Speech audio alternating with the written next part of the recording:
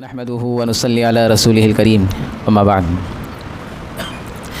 محترم حاضرین، بزرگوں، دوستوں اور میرے عزیز ساتھیوں، شروع رمضان سے ہم نے مختلف اعمال جیسے روزہ، زکوٰۃ، اعتکاف جو وقت کا تقاضا ہے، ان تمام اعمال کے متعلق اس کی فضیلت، اس کے مسائل کو سنا ہے۔ اب ایسا ارادہ ہے کہ کچھ ایسے مسائل اور کچھ ایسی چیزیں جو آج کے زمانے کے لحاظ سے بہت ہی زیادہ ضروری ہے کہ ہم ان کو سمجھیں، تاکہ ہم صحیح رہبری میں اللہ کے دین پر چل سکیں اور کسی قسم کی گمراہی سے اپنے آپ کو بچا سکیں۔ تو ایک چیز میں سوچ رہا تھا گزشتہ 2-3 دنوں سے کہ کسی ایک فتنے کو بیان کر کے، کسی ایک چیز کو سمجھ کر ہماری جو پیاس ہوتی ہے وہ بجھے گی نہیں، تو کوئی ایسی چیز سامنے لائی جائے کہ جس سے بہت ساری چیزوں کو سمجھنا آسان ہو جائے۔ محدثین اور فقہا نے اپنے زمانوں کے اندر ایک محنت کی، اصول بنانے کی محنت، محدثین نے بھی اور فقہا نے بھی۔ محدثین ان کو کہتے ہیں جو حدیثوں کو نقل بھی کرتے ہیں اور حدیثوں کے اندر جو معانی اور مفاہیم ہوتے ہیں ان کو سمجھاتے بھی ہیں اور حدیث کا درجہ بھی بتاتے ہیں، یعنی حدیث کے متعلق جتنی بھی رہبری ہو سکتی ہے وہ محدثین کرتے ہیں۔ تو انہوں نے اصول بنائے ہیں کچھ، جن سے امت آج تک فائدہ اٹھا رہی ہے۔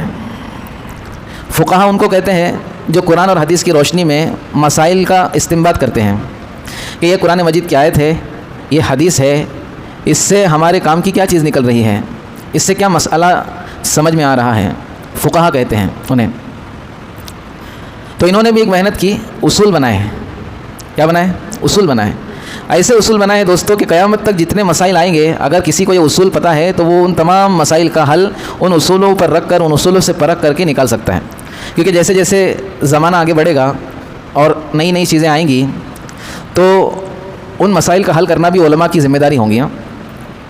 جیسے اللہ کے نبی صلی اللہ علیہ وسلم کے زمانے میں بہت ساری ایسی چیزیں نہیں تھیں جو آج موجود ہیں، لیکن وہ تو ہم کو اسلام ہی کے مطابق کرنا ہے، تو اللہ کے نبی صلی اللہ علیہ وسلم نے بھی اصول بتا دیے ہیں احادیث کے اندر۔ پھر صحابہ کرام کے زمانے کے اندر بہت ساری چیزیں نہیں ہوگی جو آج ہے، تو صحابہ نے بھی اس کی محنت کی، پھر اس کے بعد یہ سلسلہ چلتا رہا اور آج تک الحمدللہ کوئی ایسا مسئلہ نہیں ہے جس کا حل نہ ہو اہل علم حضرات کے پاس۔ میں نے گزشتہ چند دنوں پہلے بھی کہا تھا کہ ہم دنیا دار ہو کر ہم کو اتنے مسائل اور اتنی چیزیں دنیا کے بارے میں معلوم نہیں ہوں گی جتنا الحمدللہ آج جو لوگ فیلڈ میں ہے، مفتیان کرام اور جو دارالافتاء میں بیٹھے ہوئے ہیں اور جن کا کام ہی یہ ہے کہ نئے نئے مسائل کو کھنگالنا اور شریعت کے حساب سے ان کے اندر فتوے جاری کرنا، ان کو ایسے ایسے مسائل پتہ ہے اور ایسے ایسے سیمینار ہوتے ہیں دوستوں، ہمارے تو سروں کے اوپر جائیں گی وہ باتیں، اگرچہ ہم دنیا میں لگے ہوئے۔ تو ایک چیز یہ سمجھ میں آئی 2-3 دن غور کرنے کے بعد کہ کچھ ایسی چیز ہم پکڑ لیں، کسی ایسی چیز کو ہم سمجھ لیں کہ بہت سارے فتنے اس سے ہم کو سمجھ میں آ جائے اور گمراہی کا دروازہ کب کھلتا ہے وہ سمجھ میں آ جائے۔ تو ایک چیز تو یہ سمجھ میں آئی، گمراہی کا دروازہ ان لوگوں کے لیے کھلتا ہے جو لوگ اعتدال سے ہٹ جاتے ہیں۔ اسلام جو ہے نا، اسلام یہ ایسا مذہب ہے، یہ افراط اور تفریط کو پسند نہیں کرتا۔ تھوڑے جو ایک سخت جملے ہیں ایسے جو ہم میں سے عام لوگوں کو سمجھ میں نہیں آ رہے ہوں گے، لیکن میں سمجھاتا ہوں ابھی۔ افراط اور تفریط کا مطلب یہ ہے کہ کسی چیز میں اتنی کمی کر دینا کہ اس کو کچھ ہی نہیں سمجھنا، یا کسی چیز کو اتنا بڑھا دینا کہ سب کچھ اسی کو سمجھ لینا۔ اسلام اس چیز کو پسند نہیں کرتا۔ اسلام کہتا ہے اعتدال میں رہو، یعنی بیچ کا راستہ اختیار کرو۔ کیا کرو؟ بیچ کا راستہ اختیار کرو۔ ہم میں سے بہت سارے لوگ ایسے ہیں جو کسی چیز کو پکڑتے ہیں تو بہت زیادہ اس کے اوپر پورا جو ہے غلبہ ہو جاتا ہے ان کے اوپر۔ اب ایک حدیث آپ کے سامنے پیش کروں گا تو سمجھ میں آ جائے گا کہ اسلام کا مزاج کیا ہے۔ اللہ کے نبی صلی اللہ علیہ وسلم ایک مرتبہ گھر سے باہر تشریف لے گئے تھے، 3 صحابی آئے اللہ کے نبی صلی اللہ علیہ وسلم کے گھر پر، یہ معلوم کرنے کے لیے کہ اللہ کے نبی صلی اللہ علیہ وسلم کی جو انفرادی زندگی وہ کیسی ہے۔ معلوم کیا انہوں نے کہ اللہ کے نبی صلی اللہ علیہ وسلم روزہ رکھتے ہیں تو کیسا رکھتے ہیں رمضان کے علاوہ۔ تو ان کو معلوم ہوا کہ اللہ کے نبی صلی اللہ علیہ وسلم کبھی روزہ رکھتے ہیں اور کبھی ناگا بھی کرتے ہیں، نفل روزے کی بات کر رہا ہوں میں۔ ان میں سے ایک صحابی نے قسم کھائی اور یہ ارادہ کیا کہ اللہ کے نبی صلی اللہ علیہ وسلم تو بخشا ہے، میں زندگی بھر روزہ رکھوں گا۔ کتنے روزے رکھوں گا؟ رمضان میں تو رکھوں گا، پورے سال کو ہی رمضان بنا دوں گا میں۔ دوسرے نے کہا کہ میں کبھی شادی نہیں کروں گا، اللہ کے نبی صلی اللہ علیہ وسلم تو بخشا ہے، لیکن میں تو جو ہے گنہگار بندہ ہوں، میں تو اللہ سے قریب ہونا چاہتا ہوں، میں کبھی شادی نہیں کروں گا۔ تیسرے نے کہا کہ میں جو ہے ہمیشہ رات بھر نماز پڑھتے رہوں گا، سوؤں گا ہی نہیں رات میں۔ اتنے اچھے اعمال ہے دوستو۔ ایک آدمی زندگی بھر روزہ رکھے تو ہمارے دماغ کے حساب سے کتنا ثواب ملے گا اس کو؟ ایک دن کے روزے کا ثواب کتنا ہے، تو جو زندگی بھر رکھے گا اس کو کتنا ثواب ملے گا؟ ایک آدمی بیوی بچوں کی جھنجھٹ سے ہی چھٹکارا پالے گا، ہمیشہ اللہ اللہ کرتے رہے گا، کتنا ثواب ملے گا اس کو؟ ایک آدمی رات بھر ہمیشہ نماز پڑھے گا۔ ہم جو ہے یہ اعتکاف میں یا پھر رمضان کے آخری عشرے میں یا پھر پورے رمضان میں 2 رکعت 4 رکعت 6 رکعت نماز پڑھتے ہیں تو اندر سے اتنا اچھا لگتا ہے، کتنا اچھا لگا، تہجد پڑھ لیا میں نے، اچھا لگتا ہے۔ اور ایک آدمی زندگی بھر رات بھر جاگ رہا ہے تو اس کو کتنا اچھا لگے گا اور کتنی نیکیاں ملیں گی؟ دکھنے کے اعتبار سے تو بہت اچھے عمل ہیں۔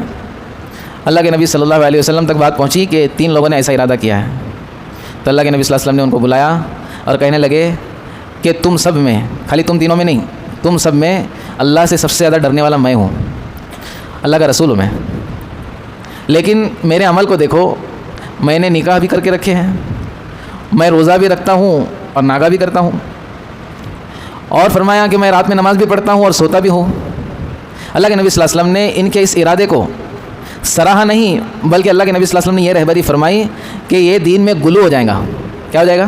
دین میں غلو ہو جائے گا، یعنی بہت زیادہ یہ تم زیادہ بڑھ چڑھ کے کام کرنے کے چکر میں پڑے ہو، حالانکہ یہ چیزیں انسان کے بس کی بات نہیں ہے۔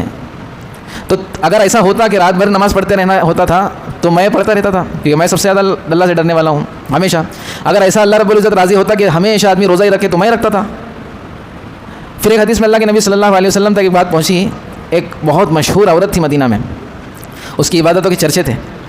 جب رات کو اس کو نیند آتی تھی تو وہ چھت سے ایک رسی یا ایک کپڑا باندھتی تھی اپنے یہاں پہ، اور جب نماز پڑھتی تھی اور نیند آتی تھی تو وہ رسی کا سہارا لے کے اپنے آپ کو نیند سے بچاتی تھی۔ اللہ کے نبی صلی اللہ علیہ وسلم کو پتہ چلا، لوگ تعریف کرتے اس کی، کیا عورت ہے، اللہ کے نبی کو پتہ چلا، اللہ کے نبی نے منع فرمایا، کہنے لگے تم نیکیاں کرتے کرتے تھک جاؤ گے، اللہ ثواب دیتے دیتے تھکنے والا نہیں، اللہ کو تو وہ عمل پسند ہے جو استقامت کے ساتھ کیا جائے، اگرچہ تھوڑا کیا جائے، مستقل کیا جائے اگرچہ تھوڑا کیا جائے۔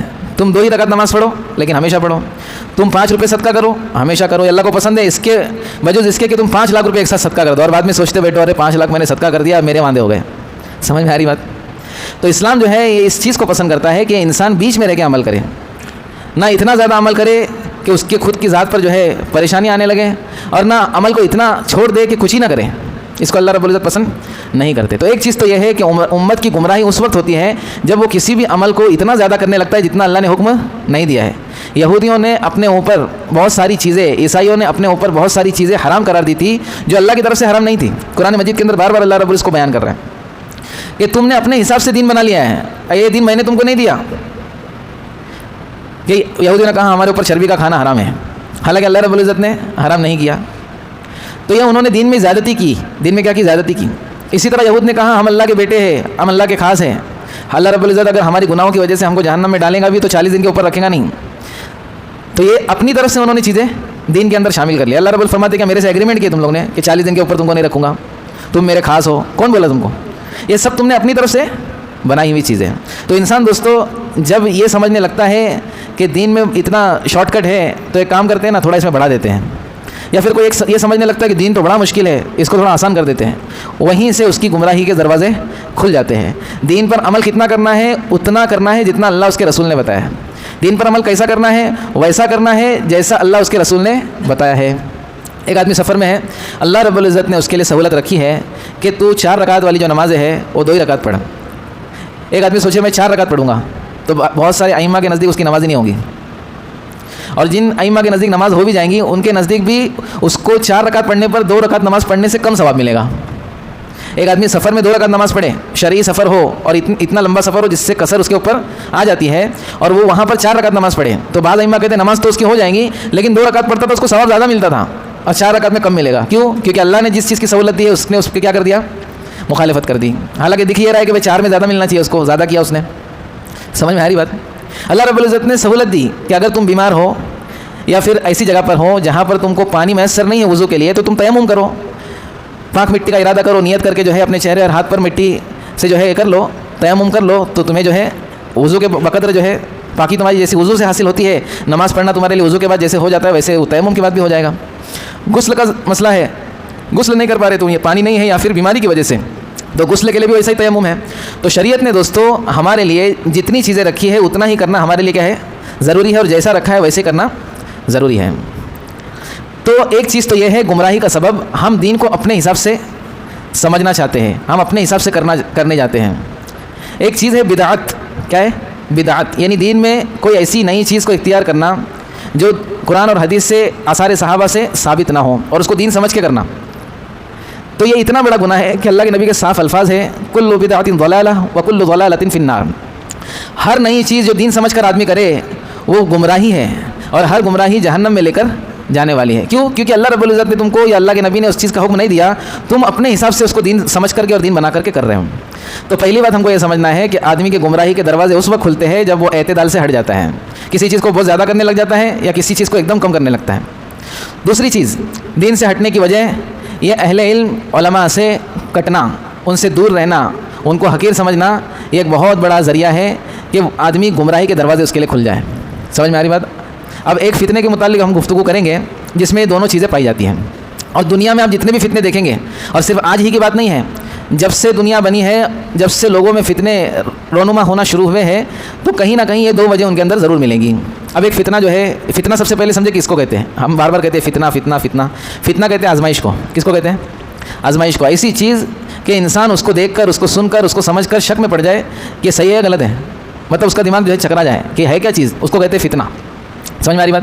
اس کے چکر میں لگ کے آدمی اللہ اس کے رسول سے, اللہ اس کے دین سے دور ہو سکتا ہے, اس کو کہتے ہیں فتنہ. اللہ کے نبی صلی اللہ علیہ وسلم نے ارشاد فرمایا کہ قرب قیامت فتنے ایسے آئیں گے جیسے تسبیح کے دانے ٹوٹنے پر موتیاں گرتی ہیں. اللہ کے نبی صلی اللہ علیہ وسلم نے یا تو ہار فرمایا تو تسبیح فرمائی کہ ہار جو ہے یہ ٹوٹ جاتا ہے تو جیسے موتیاں گرتی ہے ایسے پے در پہ فتنے آئیں گے. ایک حدیث میں اللہ کے نبی نے فرمایا جیسے چٹائی کے تنکے ہوتے ہیں, چٹائی مل مل کے بنتی ہے نا ایک دوسرے سے, ایک کے بعد ایک چیزیں ملتی ہے تو چٹائی بنتی ہے, ایسے فتنے آئیں گے. پھر ایک حدیث میں اللہ کے نبی صلی اللہ علیہ وسلم نے ارشاد فرمایا کہ اتنے فتنے رونما ہوں گے, ایسے ایسے فتنے آئیں گے کہ پہلے والا فتنہ یہ بعد والے فتنہ اس کے آزمائش کو کم کر دے گا, چھوٹا بنا دے گا. لیکن ایک ایسی چیز ہمارے سامنے آئیں گی کہ ہم سوچیں گے یہ کیا بات ہے, کتنی خطرناک چیز ہے, لیکن اس کے بعد اتنی خطرناک چیز آئیں گی کہ آدمی اس کو بھول جائے گا, وہ نارمل ہو جائیں گی چیز. ایسے فتنے وجود میں آئیں گے, اللہ کے نبی صلی اللہ علیہ وسلم نے ارشاد فرمایا. تو اس وقت فی الحال جو سر فہرست فتنہ ہے وہ شکیل ابن حنیف کا فتنہ ہے. شکیل ابن حنیف جو ہے یہ فتنہ ایسا ہے کہ جو ہماری جو ہے کم نصیبی ہے کہ ہندوستان سے فتنہ وجود میں آیا ہے. بہار کے ایک علاقے کا یہ شخص ہے شکیل بن حنیف, تقریباً جو ہے 15 سال کے آس پاس یا اس سے کم زیادہ عرصہ گزرا ہے, جس میں اس نے کئی لوگوں کو گمراہ کیا. اس نے ایک آئیڈیالوجی دی لوگوں کو. ویسے تو اللہ کے نبی صلی اللہ علیہ وسلم کی حدیث ہے کہ قیامت سے پہلے جو فتنے آئیں گے اس کے اندر ایسا بھی ہوگا کہ بہت سارے دجال سے پہلے اور بھی دجال آئیں گے. دجال جو آنے والا ہے, دجال کا مطلب دھوکے باز کے ہیں, دجل سے بنا ہے, دجل مطلب دھوکا, فریب. بہت سارے دجال آئیں گے, اور بہت سارے ایسے لوگ بھی آئیں گے جو نبی ہونے کا دعویٰ کریں گے, عیسیٰ ہونے کا دعویٰ کریں گے, مہدی ہونے کا دعویٰ کریں گے, لیکن اپنے دعوے میں جھوٹے ہوں گے. ابھی سمجھ میں کیسا آئے گا؟ سمجھ میں اس وقت آئے گا جب آپ کا تعلق علماء سے ہوگا.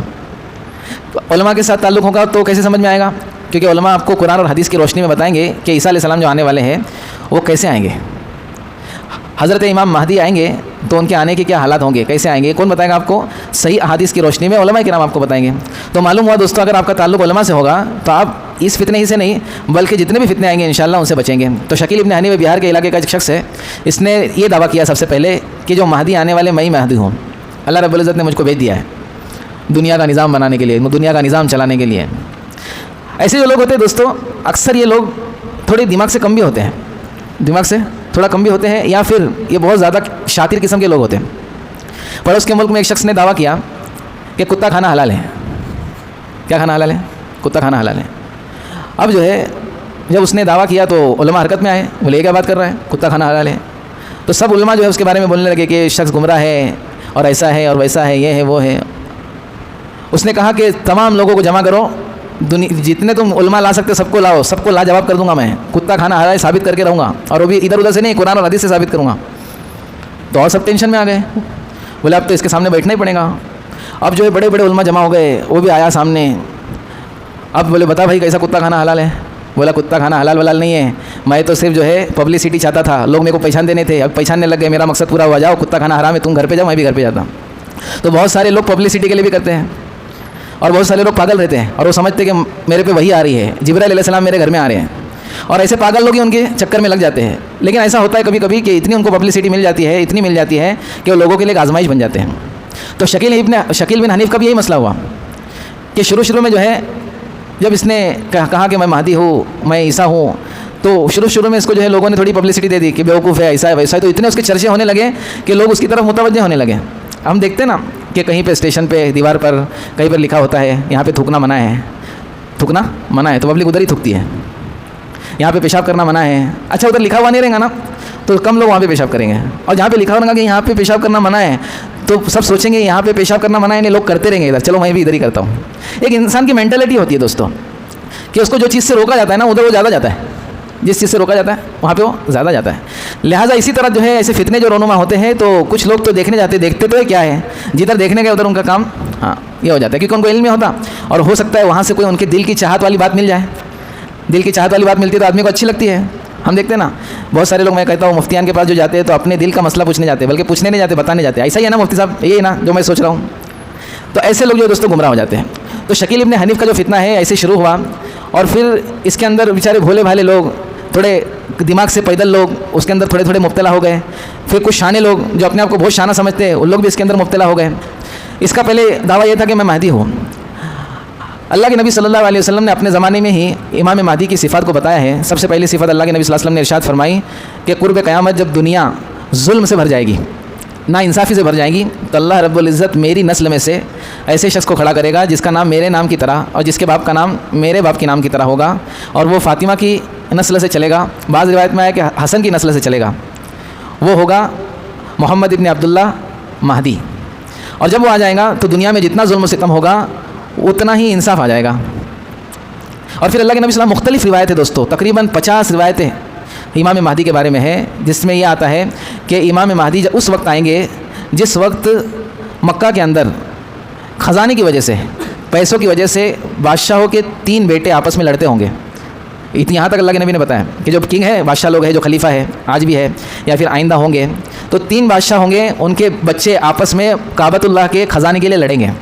بعض نے کہا کہ کعبۃ اللہ کے نیچے خزانہ موجود ہے آج بھی, اس خزانے کے لیے لڑیں گے. بعض نے کہا کہ دریائے فرات میں سے جو سونے کا پہاڑ نکلے گا اس خزانے کے لیے وہ لوگ لڑیں گے.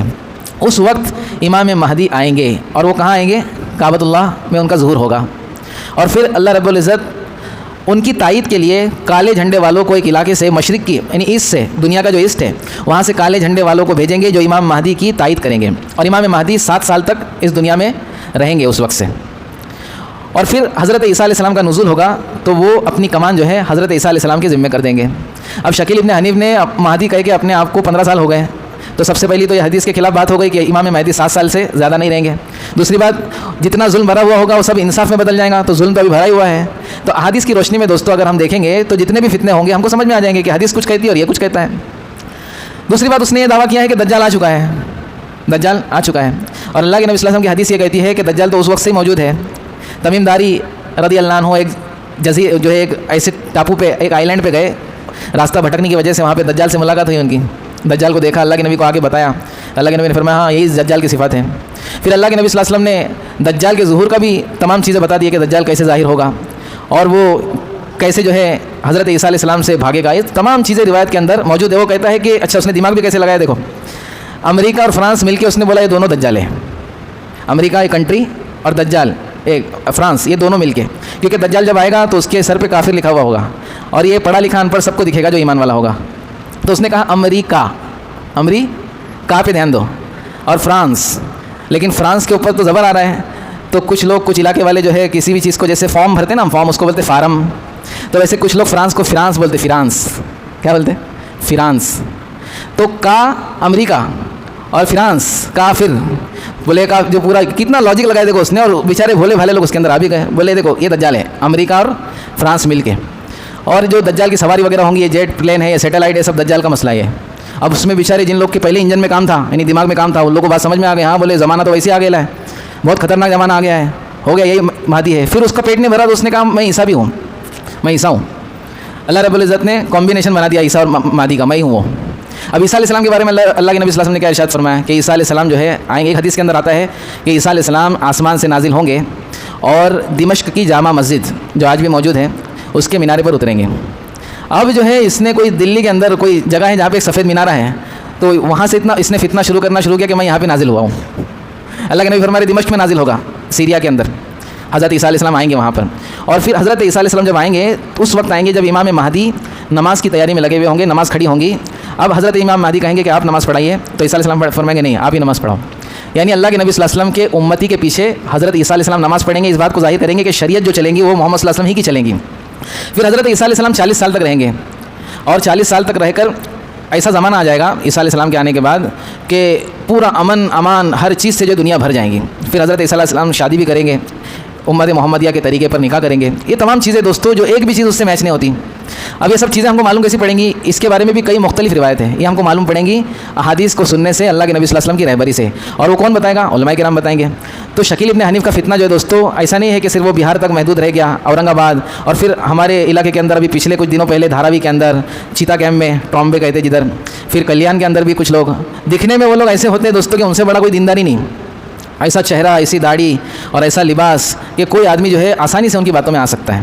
اس لیے دوستو ان کے باتوں میں آنے والے جو لوگ ہیں ان کی سب سے پہلی صفت یہ ہوتی ہے کہ علماء سے وہ دور ہوتے ہیں۔ جو علماء سے دور ہوتے ہیں، علماء سے جن کا کانٹیکٹ نہیں ہوتا، علماء سے جن کی بات چیت نہیں ہوتی، وہ آسانی سے ان کے جال میں آ جاتے ہیں۔ اچھا، اس کے اندر خرابی کیا ہے؟ اگر ہم یہ مان لیتے ہیں کہ وہ مہدی ہے اور عیسیٰ ہے تو اس میں خرابی کیا ہے؟ اس میں خرابی یہ ہے کہ حدیث کی جو ہے ہم انکار کرنے والے بن جاتے ہیں۔ اس کی وجہ سے حدیث کے اندر کچھ چیزیں ہیں اور ہم اس کے ماننے کی وجہ سے حدیث کا انکار کرنے والے بن جائیں گے، جس کی وجہ سے ہمارا شمار کافروں میں ہو جائے گا، ہمارا جو ہے دین اسلام سے اخراج ہو جائے گا، ہم دین اسلام سے نکل جائیں گے۔ اس لیے دوستو جو بھی فتنے ہوں یہ تو ایک سیمپل ہے، ایسے بہت سارے فتنے بھی آئیں گے۔ ان فتنوں سے بچے گا وہی جس کو قرآن و حدیث کا صحیح علم ہوگا، جو علماء سے تعلق جوڑے ہوئے ہوگا، اور جو افراد و تفریط سے خالی ہوگا، یعنی بیچ میں رہ کر کے چلنے والا ہوگا۔ انشاءاللہ اس کے متعلق اور بھی کل بات آئیں گی۔ اللہ رب العزت ہم سب کو کہنے سننے پر عمل کی توفیق عطا فرمائے۔ سبحان اللہ۔